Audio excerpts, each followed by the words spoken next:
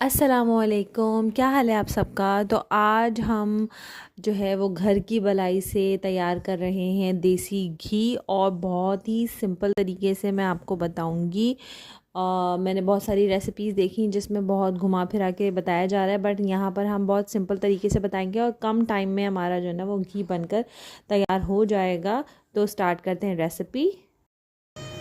अच्छा, ये मैंने जो है ना वो बलाई जमा करके रखी हुई है, काफ़ी दिन हो गए हैं ये बलाई जमा किए हुए। तो ये हमारे पास कुछ इस तरीके से जो है ना 3 जगह जमा हुई हुई। ये आज की फ्रेश बलाई है, बाकी ये जो है ना मैंने फ्रीज़ करके रखी थी। तो अब हम इसको जो है वो एक पॉट में कन्वर्ट कर लेते हैं।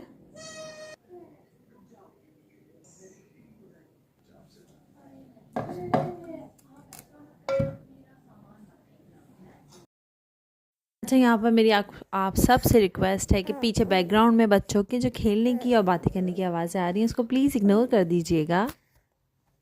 तो ये देखें, आहिस्ता आहिस्ता ये मेल्ट होना स्टार्ट हो गया है और फ्लेम हमने बिल्कुल मीडियम टू लो रखा है। ठीक है, जब तक ये पूरा अच्छे से मेल्ट नहीं हो जाता आपने फ्लेम हाई वाई नहीं करना है।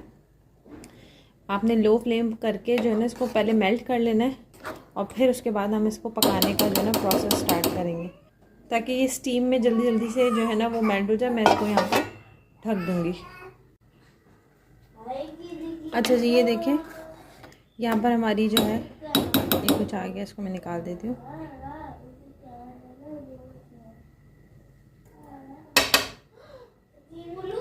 यहाँ पर हमारी सारी बलाई जो है वो अब मेल्ट हो गई है।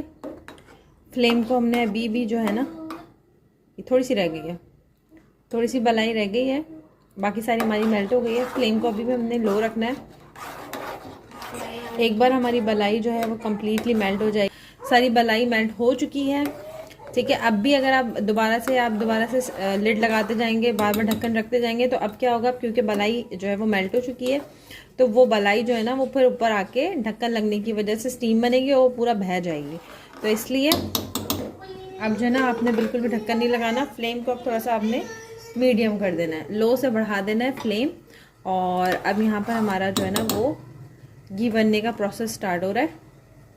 इस तरीके से बबल्स आते जाएंगे और जो है हमारी बलाई पकती जाएगी। ठीक है, बलाई से घी सेपरेट होता जाएगा। तो ये देखें, लो टू मीडियम फ्लेम किया हुआ है मैंने। और इस तरीके से आपने क्या इसको करके ना छोड़ के नहीं चले जाना, आपने इसके पास ही रहना है ताकि ये पकते रहे। तो आप इसको बीच बीच में आप चलाते भी रहें।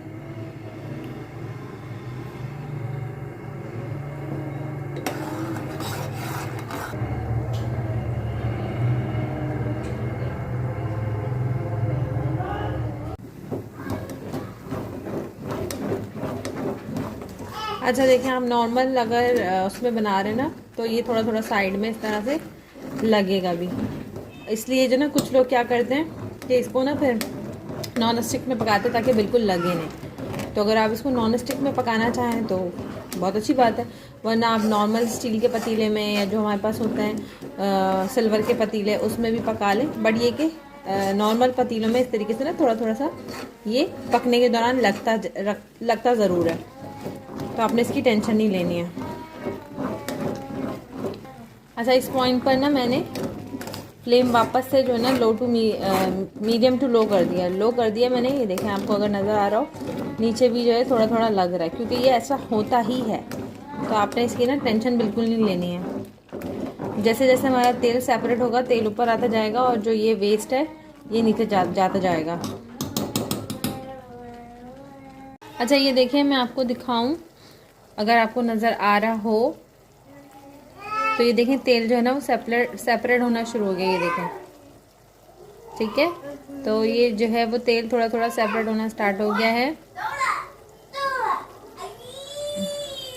अभी हमने इसको और मज़ीद पकाना है। फ्लेम मैंने अगेन मीडियम कर दिया। इसको हम इतना पकाएंगे कि जो ये तेल है ना ये वापस से मतलब ऊपर की तरफ आ जाएगा, और जो ये हमारा सारा जो है ना मलाई का जो वेस्ट है ये सब जो है वो नीचे की तरफ बैठना शुरू हो जाएगा, और ये पक पक के ऐसा हो जाएगा ब्राउन सा। ये देखें, अभी थोड़ा और पकेगा ये। ठीक है ना, ये डन नहीं हो गया। अब आपको मैं अगर दिखाऊं तो ये देखें कितना सारा ऑयल जो है वो ऊपर आ चुका है। ठीक है। अभी हमारा जो ये मलाई का जो वेस्ट है ना, अच्छा बहुत सारे लोग जो है ना इस वेस्ट से, ये जो मलाई का जो सॉलिड वेस्ट जो नीचे बैठेगा, इस वेस्ट से भी जो है ना कुछ मिठाई उठाई भी बना लेते हैं। लेकिन अभी हम इस स्टेज पर, शुगर आपे की इस स्टेज को नहीं टच किया है हमने भी। तो अभी हम बस देसी घी निकालेंगे और इस वेस्ट को हम, जब ये अच्छे से बैठ जाएगा तो इसको हम डिस्कार्ड कर देंगे, फेंक देंगे। तो ये देखें पतीला हमारा जो है ना साइड से लग रहा है। नॉन स्टिक में अगर आप पकाएंगे तो आपको ये वाला इशू बिल्कुल भी नहीं आएगा। लेकिन मैंने अभी फ़िलहाल इसी नॉर्मल पतीले में बना लिया। तो अगर आपको जो है ना पतीला धोने की झंझट भी नहीं रखनी है ना, तो आप फिर इसको नॉन स्टिक में निकालिएगा देसी घी, ठीक है। अभी मज़ीद पकेगा। तो ये देखें अब जो है ना इस स्टेज पे आ गया हमारा कि ये देखें वेस्ट अच्छा खासा नीचे बैठ गया, लेकिन अभी वेस्ट फुली ब्राउन नहीं हुआ। मैं मज़ीद तेल को इतना पकाऊंगी, अभी मैं फ्लेम को बिल्कुल लो कर रही हूँ। इतना पकाऊंगी मैं इसको कि ये जो है ना, ये इस वेस्ट में से पूरा जो है ना पूरा घी निकल आए, ये बिल्कुल ब्राउन हो जाएगा। अच्छा ये देखें मैंने ना अभी फ्लेम बिल्कुल बंद कर दिया है, क्योंकि ये देखें हमारा ऑयल बिल्कुल रेडी हो गया है। और इसमें अब जो है ना आप देख रहे होंगे कि ये इस तरीके से झाग बन रही है, जबकि मैं फ्लेम बंद कर चुकी हूँ, ठीक है। अब हम क्या करेंगे, इसको हम पहले तो चूल्हे से उतार लेते हैं। ये देखें ये क्योंकि अभी इतना गर्म हो रहा है ना, ये बार बार जो है वो झाग बन के ऊपर आ रहा है। ऐसा लग रहा है कि गिर ही ना जाए। तो मैं इसका स्टीम निकालने के लिए इसको बार बार चला रही हूँ। अच्छा जी ये देखें अब हमारा जो ना ये बिल्कुल डन हो गया है। ये देखें जो वेस्ट है वो बिल्कुल ब्राउन हो चुका है। इतना ही हमें पकाना था इसको कि इसका ये वेस्ट बिल्कुल ब्राउन हो जाए। और अब ये झाग सी आ गई है। अब हम वेट करेंगे ये पूरा कूल डाउन हो जाए अच्छे से। तो ये देखें ये जो हमारा बहुत ज़्यादा झाग सा हो गया था ना, वो अब ख़त्म हो गया है, ठीक है। अब ये भी हमारा ख़त्म हो जाएगा। आपने इस परेशान नहीं होना, इस फॉर्म के लिए आपने बिल्कुल परेशान नहीं होना। अब जो हमारा घी निकल के आया ना, ये देखें कितना खूबसूरत कलर निकल कर आया है। ये देखें, देख रहे हैं, ये देसी घी हमारा निकल गया है। और ये जो हमारी पतीली का हाल हुआ है इसको पकाने में, इसके लिए आप परेशान ना होइएगा। इसमें आप ना पानी भर के, मैं आपको वो वॉश करने का तरीका भी बता दूंगी। पतीली जैसे खाली हो जाए इसमें यहाँ तक पानी भरें, इसको अच्छे से ना वो बॉईल दें। और उसके बाद फिर आप थोड़ी देर जैसे बॉईल आ जाए उसके बाद आपने इसमें डालना लिक्विड, और लिक्विड डिश वॉश डाल के आपने धो लेना जूने से। और इस बकेट में हम अपना जो देसी घी हमने बनाया है इसको जो है रिफ़िल कर लेते हैं।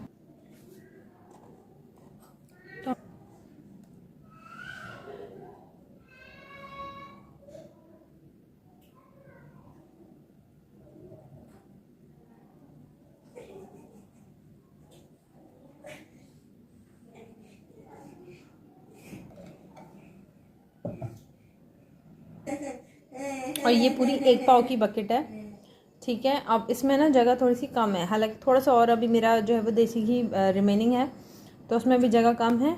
ये मैं अपनी बकेट को करती हूँ बंद। कितना खूबसूरत इसका कलर आया है,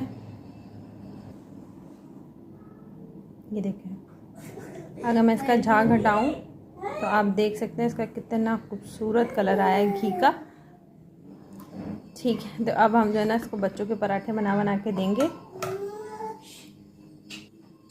तो सबसे पहले मैं इसको तो बंद कर दूं, अच्छे से मैं इसको लॉक कर देती हूँ। 1 पाव की पूरी बकेट हमारी जो है वो रेडी हो गई है। इसके अलावा मेरे पास एक और ऐसी सेम बकेट थी जिसमें से हाफ़ देसी घी मैं यूज़ कर चुकी थी। तो अब मैं उसमें जो है ना जो हमारा रिमेनिंग रह गया है उसको मैं फ़िल कर देती हूँ। अच्छा जी, तो बाकी का जो रिमेनिंग थोड़ा सा ऑयल रह गया है वो मैं इस बकेट में निकाल लेती हूँ। ये मेरी यूज़ की जो है ना वो बकेट है देसी घी की। बस इसी के साथ ही हमारा देसी घी बनकर तैयार हो गया है। और बहुत सिंपल और इजी वे में मैंने आपको बताया है कि घर की बलाई से आप किस तरीके से देसी घी निकाल सकते हैं। तो अगर रेसिपी पसंद आई और यहाँ तक आपने मुझे देखा है, फॉलो किया है, तो मुझे ज़रूर से लाइक, कमेंट और सब्सक्राइब कीजिए। और stay tune for easy yummy yummy see next recipe के लिए। मुझे दुआओं में याद रखें, अपना बहुत ज़्यादा ख्याल रखें। मिलते हैं अगली रेसिपी के साथ। अल्लाह हाफ़िज़।